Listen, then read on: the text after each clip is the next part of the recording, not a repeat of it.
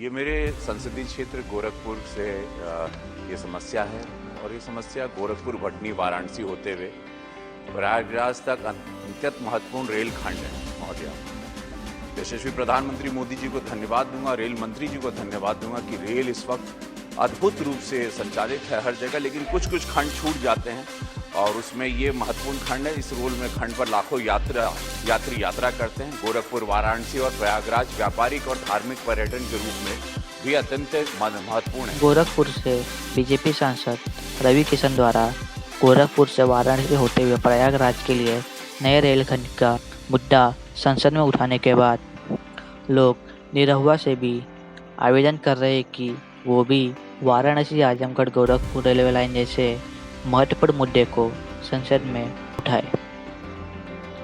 इस मुद्दे पर ट्वीट करते हुए लिखा कि निरहुआ जी, आप कब Varanasi, Azamgarh, Gorakhpur railway line via Lalganj जैसे महत्वपूर्ण मुद्दे को संसद में उठाएंगे? रवि किशन जी ने गोरखपुर में किया, अब आपके बारी आजमगढ़ के लिए कुछ करने का।